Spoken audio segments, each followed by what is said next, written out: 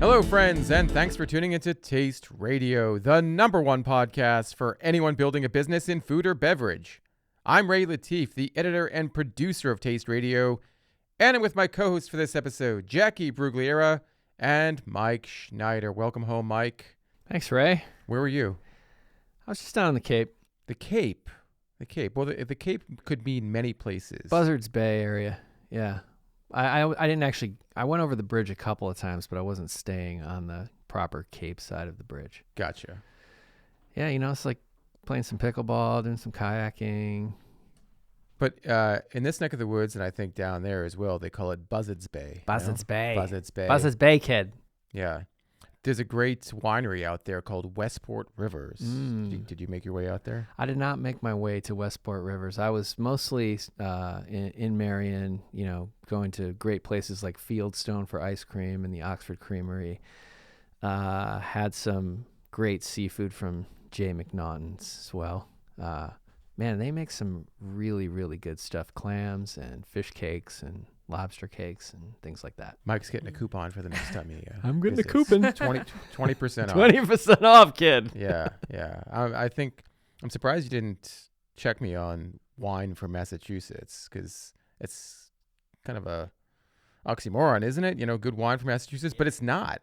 It's not. It is an oxymoron, but I know that you're not a moron and you know a lot about wine. So if you say it's good, I believe you. Yeah, I feel like I wouldn't check anything Ray says about wine. I'm like, yeah, I believe you. I know, because we've been on so many good trips with Ray where Ray points out like the best of the best. Yeah, and he knows Ray his can stuff. tell you what the best, you know, $50 bottle is, but he can also tell you what the best $10 bottle is.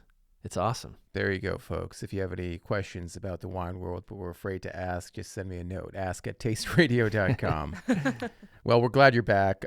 You did miss out on one of the great new products of 2024, but luckily we have more. Is that why it As says we talked no about on there? last week, we highlighted a new collaboration between Good Pop, which makes better for you ice cream. It is kind of a good cop, bad cop situation. It is a little bit. But they make some fantastic dessert treats, better for you dessert treats. And Ore-Ida, the maker of well-known potato products, French fries being the most familiar of them. I had one for breakfast today because Craven actually bought them and had them shipped over here, and he left one in the freezer with my name in big caps for Jacqui. So I had to eat it for breakfast. You had to eat it for breakfast. Well done. So yeah, this is their fudge and vanilla French fry pop. It's an ice cream. It's a ice cream pop, chocolate covered, with French fries underneath the chocolate. And I had one last week, and it was fantastic. This is made with oat milk, so this is not made with dairy. Okay. Oat milk, fair trade cane sugar, coconut oil, pea protein, a bunch of other stuff in here too. It's not a short ingredient list, but you know, it is, as far as I can tell, vegan. So that's a good start for people who are. I'm supposed to try this then. Okay. It says no. Is that so because it's for Mike? That's also something that Nate, our Minister of Photographic Arts, put on the package so no one else would eat it. So Mike has one in his hand right there. Now we're live on the video. So we didn't have this on video last week because we didn't actually have the product. I got the product the next day, but Mike's biting into it there. Really delicious. It wasn't like quite exactly what I was expecting. Like, it's not as obvious French fry flavor. Yeah, where's the French fries? Yeah, it's a nice, like, salty and sweet and very creamy ice cream bar, even though it seems to be all non-dairy. It is very creamy. Yeah. The French fries are like shoestring fries, but they're almost like the Andy Cap, sort of dried French fries underneath that chocolate. Gives it like a little crunch, like a little like casing. Very much so. I think it would have been kind of gross to have like a, I don't know, soft like French fry underneath, like a mushy French fry. Yeah. So yeah, I think the crunch probably makes sense. And it actually, you know, when it says French fry pop, you know, there's a little bit of a pop in every time you bite into one of those fries. So maybe that's the pun there. Sweet and salty, deliciously predictable. Is it predictable? Was this predictable for you, Mike? That's the way they describe it on the back. Jeez, what's going on over there? I mean, it's a good ice cream bar, but there's not a lot of. If you made me blind taste test this and say, Mike, what is this? I'd say it's a crunchy ice cream bar. It's barely salty, and you can barely taste the fries, and they don't kind of show up either. And they're smaller than what you see on the front of pack. So, I mean, it's a great ice cream bar. Okay. Is it a great French fry pop ice cream bar? I don't know. I expected something else. It's good. I like it. All right. Is it DNS worthy? Yeah, DNS. I mean, I definitely would not give it an S, so it must be DNS. Definitely don't give it an S. That's a good call. Does not suck. So. Yeah. Okay. Well, guess what? Our Minister of Photographic Arts, Nate Brescia, slacked me as you're eating this. And he asked if he wanted us to take these freezer pops or these French fry pops back to the freezer. Yeah, come get these. When we're done tasting, yes. I kind of feel like he wants one. He wants to try one, which is a good idea. I'll be right back. Yeah. Wait, where are you going? Yeah, No, he's going to come in. Okay, Mike's gone. That's the end of the show for Mike. Jacqui, how you doing? People are dropping like flies. I guess so. Yeah, you look like you got some sun over the past week. Was it from the boat? Yeah, it was from the boat. It was from the beach. I've been chilling by pools. It's summer mode here in San Diego. Isn't it always summer mode in San Diego? It's especially summer mode right now. So my face is a giant freckle. Okay. Well, your face is what? A giant Your face freckle. is a giant freckle? No. During the summer, I just like turn another shade. Yeah, well, you look tan is what I said. I can't see any freckles. Maybe it's because our TV isn't as high def as it should be. Is it still the show? It is still the show, my yeah. gosh. Yeah. You're back. Yeah, I couldn't eat that whole thing. Oh, I see. Okay. So this is like last week. I want to talk about a product, but we don't have the actual product here with us. So this was the case with the Ore-Ida and Good Pop, French fry pop. But I saw this on LinkedIn yesterday. This is a new brand of better for you sodas, or at least what's described as better for you sodas, launched by a gentleman named Sam Wilson, who has been an executive for a lot of high-profile brands like Congo Brands, which makes Prime and Alani Nu, Bang Energy, Red Bull, Boston Beer. And so he has created, in collaboration with his son, a new brand called No Cap. NOCAP with an apostrophe, an exclamation point after cap. And they're describing it as soda pop. It feels very young. It almost looks a bit Bang-ish in terms of its color palette. And the names are very young. There's an apple Riz flavor. There's a passion vibe. There's a bussin, Bussin apostrophe berry. Oh, no. Tangy orange and strawberry. I can't read what the strawberry variety is, but I think this is kind of interesting. Strawberry skibbity. Maybe that's what it says. But I feel like it's kind of interesting because it doesn't look anything like the better for you sodas that we've seen, like an Olipop, a Poppy, a Culture Pop, what have you. And it feels like it's definitely trying to reach a very young audience, much younger than I can align with. I guess that's what I can say about this. Jacqui, did you see the post? Yeah, I did see the post. I mean, you saying the names, that's the thing that first grabbed my eye was how all these SKUs were named. I mean, Bussin and Riz, it's really playing on like their own language that they have at this point. The world Gen of Z and Gen Z. Alpha consumers, yeah. And I mean, if you think about it, a lot of the better for you sodas, they're all, I mean, mainly targeting like millennials and people that used to, have nostalgic flavors and they wanted something that's better for you now. So it's interesting that they're like really going in for Gen Z, Gen Alpha.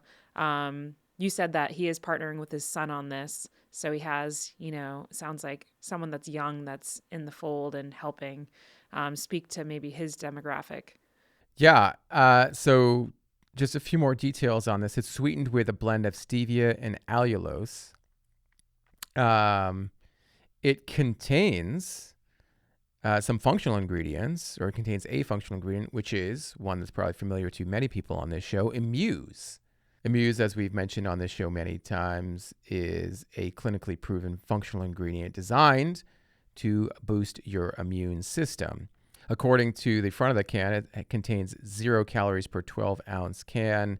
And according to our dear friend Jerry Kermouche, who is the editor of a newsletter called Beverage Business Insights, the products will go for $2.49 per can, promoted at 2 for $4.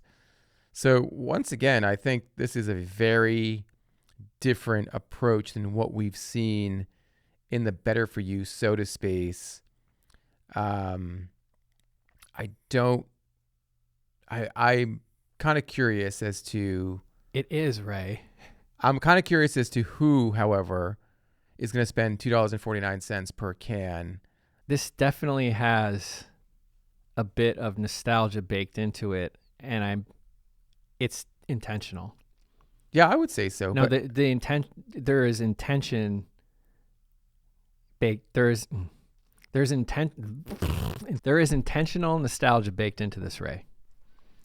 And it's Willy Wonka's bottle caps. That's a good call. That's the aesthetic here. Yes, the Willy Wonka's bottle caps, which are a candy. A candy, which they've taken to the next level. That's the look and feel of the old cap, and they're calling it no cap. So I think they're going for the Gen Z, Gen Alpha customer with this, obviously with flavors like apple raisin, passion vibe, and bussin' berry, and it's tangy orange and strawberry dream, but I think they missed a chance to get no skibbity in there. And then, but there's definitely a throwback in this as well. Yeah, there is. But if you are a young consumer and you see no cap, you automatically know what that means. You know what it is. Yeah. So Jacqui, for our 2 listeners who don't know what no cap is, what does that mean? I don't even know what no cap means. Wait, what? You never heard the term cap? No. Cap means it's a lie. Oh. Yeah, so no cap means I'm telling the truth. No cap. Okay. There you go. All right, that's wow. So is that Wait, like... I've said it before on the show and you didn't know what I was talking No. about. Oh, yes. Oh my gosh. So this is a young person thing, an old person thing? It's a Am young I, caught person in the middle? thing. Oh. Okay. Yeah. Oh, You never heard I'm someone not say hip. cap? So like, let's say you said, "Oh, I love when it rains," and someone's like, "Cap," like you're just saying it just to say it or something like that. Jacqui, are you approaching the Geritol Club with us or Oh my what? Goodness. This is so sad. Wow. Okay. So that's yes. So it's not no cap just because it's in a can. It's no cap. Oh my goodness. Wow. All right. Glad we clarified that for the 2 listeners plus me that do not understand. Then now we have 1 host and 2 listeners. That is pretty funny. Well, you know what labneh is, yes? Yes, I do know that. Okay. I know my food well. I don't know about terms, but All right. Well. Terms. That is just to be clear, that is not a term. That is straight slang. Okay. So labneh, which is spelled LABNE or LABNEH, is a well-consumed or a highly consumed and well-known dip in the Middle East and the Mediterranean. It is a staple in those parts of the world. Basically, it's made from fermented milk, and it's strained for several hours to remove all the moisture. The consistency, according to some people, is like whipped cream cheese. It's for me, it's a bit thicker than that. Actually, it's much thicker than that. And some people call it labneh cheese. I don't call it that. It's a much thicker Greek yogurt to me. It's got like this tangy flavor. Yeah, it's awesome. It's delicious with olive oil and za'atar. Mm-hmm. It's again a highly consumed and very well known dip or spread in the Middle East. And so I feel like we're starting to see a tiny tiny moment happening for labneh. Uh-huh. There's a new brand out there that I just saw, and it's been all over LinkedIn and the Instagram, called Bezi, Bezi, and they describe it as dippable and spreadable, infinitely enjoyable. It comes packaged in a 7-ounce tub. It looks like the brand launched on June 1st, according to, if I'm reading this right, on Instagram. And there's a number of flavors that Bezi comes in: plain, everything, and red pepper. So very cool. Actually, on their website, it says we launch in September 2024. Excited to place an order already. They can be bought on Fair, Faire. I'd like to place an order, please. Yeah, right? Yeah, it looks delicious. I mean, with the flavor profile, it looks like it's trying to almost be either a dip or a spread, like a cream cheese. I think the consistency of labneh provides different kind of use cases for consumers. Definitely. It is dairy based, so I think that will probably limit its appeal among younger consumers, and I think more people who are just cutting dairy out of their diet. But it's a great complement or alternative, in my opinion, to common spreads, common Middle Eastern Mediterranean spreads that you see, like hummus and mabganoush, and we're seeing a lot of garlic dips lately as well. But I love labneh because it does offer some versatility that I think some of those other spreads don't. You can put it on a sandwich. You can dip. You can. I just eat it. Yeah. You can eat it straight. Yeah, it kind of fits like a nice little spot in between like Greek yogurt and hummus. And I feel like both of those categories had a moment. They're still, thriving. You got like high protein, spreads and snacks and dips. And I think this fits nicely into like that set. Absolutely. And Bezi, the launch of Bezi follows that of Yaza, Yaza, the founder of whom Mike interviewed at Expo West at the MENA meetup. Mm-hmm. Yaza is also a maker of labneh. Theirs comes in not tubs, but what would you call these? Like cups, almost like large cups? Yeah. Well, big yogurt cups. Those yogurty cups. And that was one of the best things I tasted at Expo West, hands down. That was, I don't know if it was the moment or the fact that I was interviewing the founder or just the fact that the product was phenomenal or a combination of all the above. Wow. I mean, that's a bold statement. And I really feel like if Mike says that, he's pretty serious about this. And who else likes this product? I can remember that bite. Yeah. The first bite. You know who else loves this product or loves this brand? Whole Foods. Oh, phenomenal. Yaza is national on Whole Foods with 2 of their varieties. So if you're looking to try this product, you can probably find it in your local Whole Foods. I think it's their za'atar and olive oil and their plain varieties. I know where I'm going on the way home. There you go. And, it's not the first time that we've seen labneh produced by a brand. I mean, typically, if you go to a Greek or ethnic food store or Middle Eastern store, you'll see all different kinds of labneh, but they're typically foreign-owned brands. But Cedars, which is also a well-known maker of hummus and Mediterranean dips, in this country also markets a labneh. In Little Armenia, the bakeries all have labneh. Yes, Little Armenia on Mount Watertown. Auburn Street in Watertown. Mm-hmm. But I feel like that's Armenia/Lebanon, like Little Lebanon, Little Armenia. Okay. Yeah. Great. Well, there's a lot of Armenian Lebanese, right? Mm-hmm. That's why there's a crossover between the two. Great. Yeah. Okay. That's awesome. I mean, and the food is, those bakeries and grocery stores there, you can't miss in those spots. No, you cannot.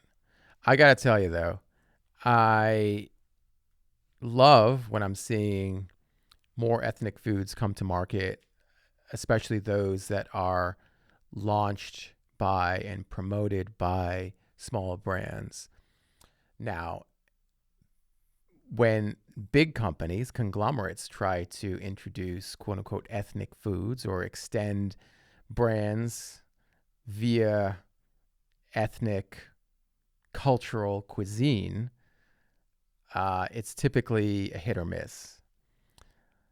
Now, Usually a Mars, one of the largest food companies in the world, recently announced that they are extending their Ben's Original brand, which formerly known as Uncle Ben's, with a line of street food and lunch bowls. So this kind of threw me for a loop. Their street food comes in these microwavable containers and are in varieties such as bean and rice burrito bowl. Mike's already shaking his head. And their lunch bowls come in these pouches, and they have varieties such as spicy Thai coconut bowl, Moroccan style chickpea, and I think that says raisin bowl. And there's a spicy Mexican bowl. I have a hard time, should I say, associating Ben's Original with ethnic food. I don't get this at all. I think they're seeing this as a trend and they just want to capitalize on it rather than, I don't know, doing their own thing and just sticking with what they know. I think even the way they brand it and all the different types of cuisines that they're trying to hit. I mean, they probably don't deliver on flavor if you're going to try this versus maybe like a startup brand that, is authentic. It probably doesn't, follow through in the product. So I'm really curious. I don't think it will do that well. I think they're just kind of jumping on what they see as a trend. This is a brand that I have not understood on any level from its existence. I mean, you mean when they revamped it to Ben's Original, or when it was originally Just Uncle Ben's? Originally Uncle Ben's, when Uncle Ben was supposed to be the rice guy, and what they did to rice was just, I mean, okay, it's rice. Yeah. You buy a bag of rice, you boil it, or you put it in your rice cooker. Well, when they launched Uncle Ben's, you didn't have a rice cooker. Okay, so I think that was part of it. You still had a method of making rice in a pot without, instant rice. I will give them credit. I feel like Uncle Ben's was one of the first pouched microwavable rices, and then you saw other brands kind of doing that to make it convenient. I don't know. That's the only thing that I can kind of give them as credit. I do recall when they launched a brand extension where their products were available in microwavable pouches. So yes, the pouch format has been a great benefit to people who are on the go and looking for a convenient solution. But the commodification of ethnic food by a large food conglomerate, I think, is not the best way to extend a brand's value. I'm trying to be very careful with my words here, as listeners, I'm sure, can tell. I mean, one of the hardest things in the world is to get people to try new foods and to try ethnic and cultural cuisine. So I understand that this might help some people. This might help get some people to try these different kinds of products and these different flavors. I just don't know if Ben's Original is the brand to do it.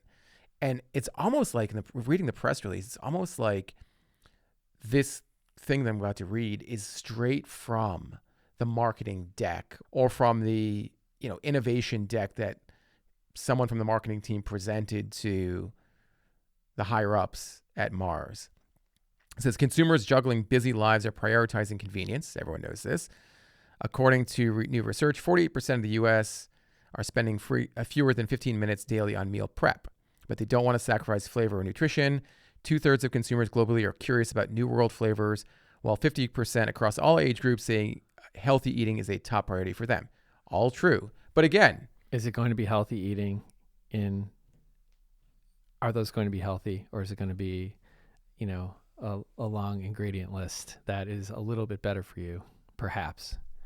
I agree with everything they're saying here, but the mistake, whatever the next slide was, should not have said Ben's Original. Should not have had the image of their logo. It should have been a completely new brand or something that looked. Yeah, I mean, because they're not going to be able to drop years and years and years and years of racial inequity by propping up, by using Aunt Jemima and Uncle Ben to sell these not very good for you products. I see what you're saying, Mike, and I get furious when I think about this and the fact that they're trying to use the brand equity of Uncle Ben's name and also, not have to, I don't know, apologize or. There's steam coming out of Mike's head right now. I can't even get my words right.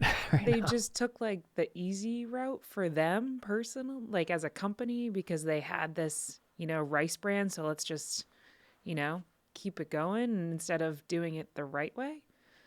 Well, the weird thing is we've talked about this on the podcast in past episodes.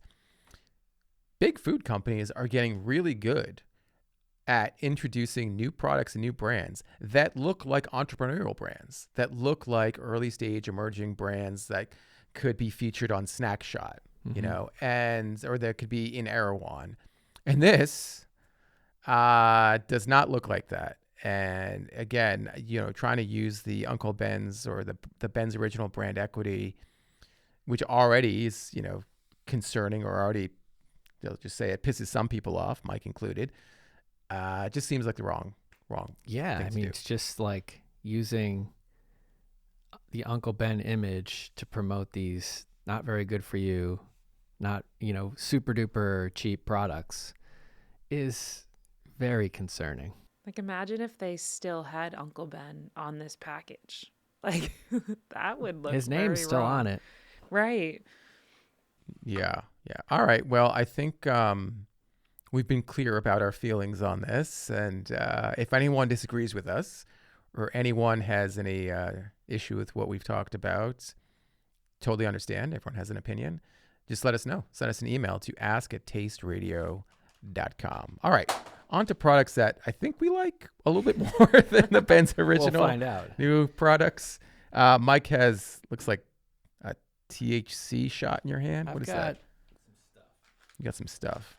This is food and beverage adjacent. I think, one of them is definitely a shot, so you could say it's a beverage. Okay. But this company called Gorilla sent us a bunch of hemp-derived cannabis products. And I just wanted to comment on how cool the packaging is. Like the Gorilla with the energy, with the lightning bolts. I don't know about, for me, and Jacqui, you can definitely weigh in on this, how I feel about hemp and energy together. Like THC plus, for me, doesn't like, I don't think of energy. I think of like chill. Yeah, that was going to be my question. Like, why energy? Is there any other ingredient in it that would create energy? Because, yeah, I think of THC as very chill. In the shot, I believe there's caffeine. Yeah, there's caffeine along with 20 milligrams of THC. Wow. So if you take this as a shot, you're going to be feeling no pain shortly. But there's also this, and so in my hand here, I have a 2-ounce THC shot with 20 milligrams. This one is Berry Blast. I've also got 3 packages of THC gummies, which they recommend that you please take responsibly. Try half gummy and wait at least 45 minutes to 1 hour before consuming more. Don't consume while consuming alcohol. They have all the statements. But we've got apple, peach, and watermelon here. Very dangerous for me. And then also we've got hemp-derived CBD gummies. So peach and watermelon, very different packaging as you can see. So there's no mistaking which is which. But I like the Gorilla. I think he's cool. And I brought some of these to the fish show on Saturday, but I don't know if any of my friends tried them. We were also drinking Fable, which everyone enjoyed. Fable's a brand of Delta 9 seltzer, I'd say. which was super tasty. Comes in 3 milligram doses. We also had Magic Cactus, which everyone loved, and also Flyers, which again was a hit. So don't see a heck of a lot of Cannabevs like in people's hands in what's it called, the shakedown, Jacqui? I guess the shakedown is like the little it's almost like a flea market at fish shows. I didn't see a lot of Cannabevs either being sold or consumed. But I brought some and people seem to enjoy them. I see. I feel like Magic Cactus is like your new Honey Mamas. It's like, I like it. I mean, you mention Magic Cactus every other show. It's easy to mention, and it's tasty. I mean, I could mention many others as well. I like Calexo. Howdy's really good. I wasn't Breeze encouraging you to do forward. that, but Magic Cactus is a gold standard, I'd say. Oh, And people really enjoyed it. They like the 2 milligrams of THC and are curious about what the 4 of THCV does for you. And then there's 6 of CBD as well. So that one, like, the thing about Magic Cactus that's different is that it has a bit of a different formula. So you've got the Delta 9, but you also have this THCV that others aren't really touting at the moment. So, gotcha. but like I said, Fable and Flyers, it's similar onset, similar impact. Yeah, I went as high as 10. That's Jacqui, big for you. in like a 2-hour period. Okay. So you eased into it. Yeah, I All used right. into it. Well, we all know Jacqui is Ooh, probably I like see the a OG. mushroom on those. Yes. Well, I'm pulling out some new beverages here, but Jacqui was the OG THC consumer or THC drink consumer out of the group here. She's my Sherpa. Yes. She's also the foremost expert when it comes to mushrooms Except for within the Nate. Taste Radio group here. And I found a new beverage at the Summer Fancy Food Show called Ceybon, Ceybon. And they make alcohol-free, mushroom-infused aperitifs. Get in my belly. They have 3 Really? varieties. They have one that's described as chill. It's made with reishi, juniper, cucumber, and mint.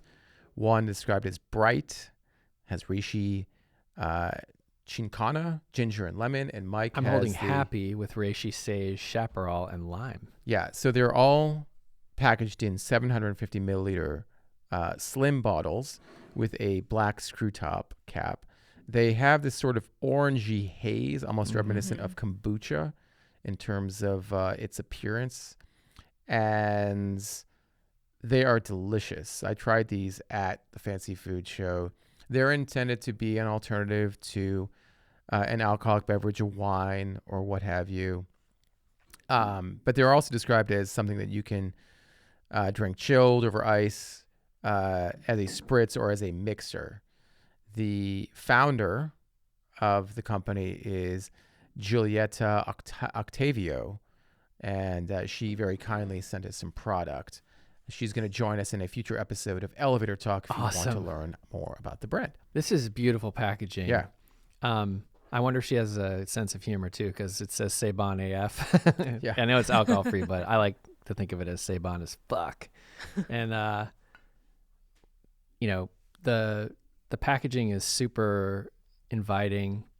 It's pretty clear that it's supposed to be, alcohol adjacent, at least just by the bottles and by the really understated packaging here. But the most important things are really well done. They pop. They're using the color to show you that it's reishi, sage, chaparral, and lime, or reishi, juniper, cucumber, and mint, and also they've got the vibe they want you to get in that color as well. So I think this is really well done, Ray. I hope it tastes as good as it looks. Yeah, it does look like a very nice wine. Like the packaging is very minimalistic. I could see from over here the mushrooms on the front of packs, so you know what you're getting inside.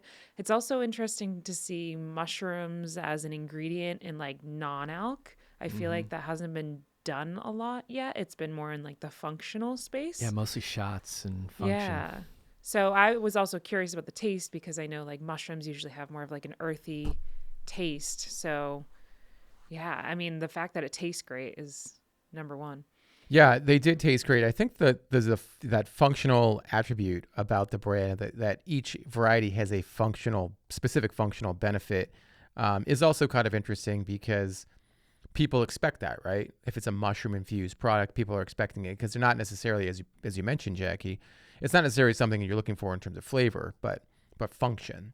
So yeah, really cool brand, as Mike pointed out. Beautiful packaging. Hope they do well. And once again, I'm going to be featuring the brand and the founder in an upcoming episode of Elevator Talk. Now, I am sure most people are familiar with Elevator Talk at this point, but if you're not, it is a bi-monthly video series on BevNet and Nosh in which we highlight 5 early stage brands per episode, talking about how their brands came to life, where their products are sold, what they're working on, and trying to answer some of their burning questions, as Mike likes to say. And to answer those questions, we have a co-host in every episode who is either from the investment community, a retailer, a consultant, a distributor, or a former entrepreneur. So if you're interested in participating in a future episode of Elevator Talk, please go to BevNET.com, search for Elevator Talk, and you will find our application page. And application is a bit of a misnomer for that. It's basically just a form we ask you to fill out so we can get a little bit more information about your company. 99% of the time, You're going to make it. You're going to make it. Specifically if you're an early stage brand. If you're like, I don't know, Health Aid. Okay, Health Aid doesn't need to be on Elevator Talk. So if you're a representative of Health Aid, you don't need to apply. We still love you, though. We still love you. Yeah, absolutely. What do you think of this? This is called Cadence, and it is an electrolyte beverage that says inspired by the rhythm of daily discipline. I was I got a little bit of banter in on this one because I said, "Ooh, something good from Liverpool." This is from the UK, and one of the interesting call-outs here is on the side, very subtly, it says 0 sugar, 0 calories, and salt, 500 milligrams per can. Salt, huh? Okay, so this one, Mike gave me the citrus variety. Right. Let me try this. That's what we got. Oh, we only got the citrus variety. Okay. Let's give it a whirl. The packaging is nice and simple and clean. Yeah, it's a white can, a white wrap can with the word Cadence vertical on the front of the can.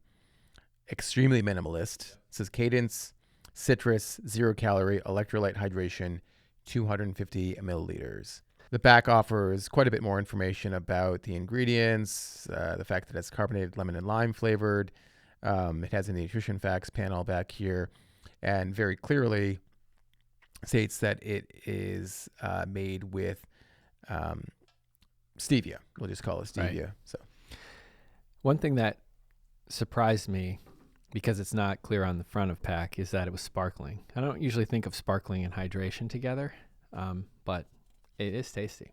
Yeah, it's quite good. Jacqui, what have you got over on the West Coast? Yeah, I have a couple things. Last week, we actually did a meetup in collaboration with Naturally San Diego. We hosted it at Novo Brazil, and there were a number of brands that exhibited, which was awesome to see. A lot of startups there. And one of the products that I got to try is Revival Einkorn.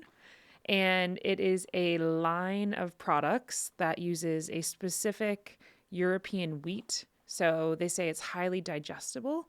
I learned a lot about einkorn. I guess einkorn is a specific strain of wheat.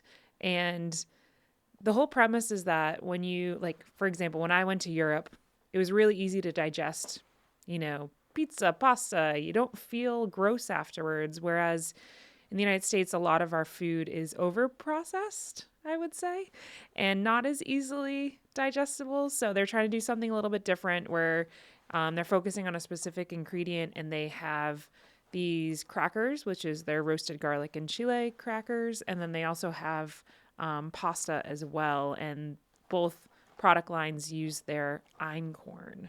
And on the back, there's a lot of education, because I think there is still a lot of education that needs to be done as far as different varieties of wheat and the different benefits. So it was nice to meet that brand, and the products are really tasty.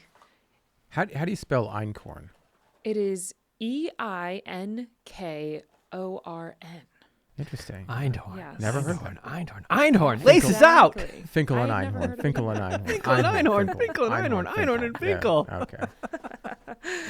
If you don't know what we're talking Well about, done, you Ray. are very young. Well done. Yes. It's so funny you talked about the difference between food in Europe, and I talked to so many people who are like, I could eat as much pasta as I wanted to in Italy. I come here, I can't even have one spaghetti strand. You know, it's just because you're right. I mean, the food here is heavily processed and You gotta get out of contains a here. lot more proteins than the food you eat in Europe. Yeah. But Mike has some processed food, but Yeah, bread. What is that big bag? Bread is inherently bread is like the original processed food. It's original it? processed Yeah. food. Yeah. This one said, "Can avocado be bread?" on the outside of the box. So I opened it, and What's it I called? think the answer is maybe. It's called the Avocado Bread Company. Okay.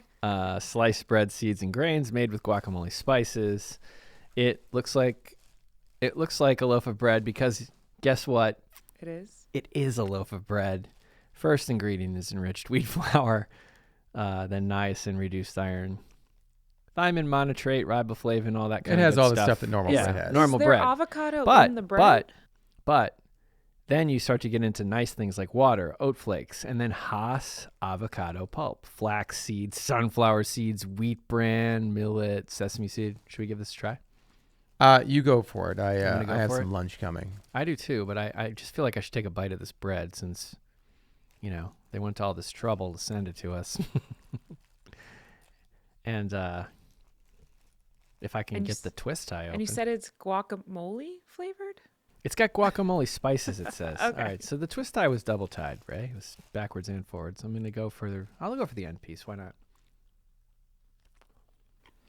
It is spicy. It's good. It's like guacamole. Are you normally a end piece person, or do you always leave that for someone else? No, I used to love the end piece when I was a kid. I just flip it over. I feel like it can be very polarizing. Yeah, the end piece is definitely something that most people just leave behind. Yeah. I like the end piece as long as you can toast it. If you toast it and put a ton of butter on it, it's fantastic. Yeah. Otherwise, it's not pleasant. It's terrible. Okay, I'm going to give this my rating of DNS. Okay, good. Yeah, Nice. does All not suck. right. It sounded originally like it might not go that way. I thought it wasn't going to go that way, Yeah. and then it really picked up there. I will say the last thing I'll say about this is I do appreciate the fact that it does have this. I've never seen this button on a package before. Food Chain ID certified as plant-based. I have never seen that certification before. Interesting. And I damn sure hope that avocado bread is plant-based.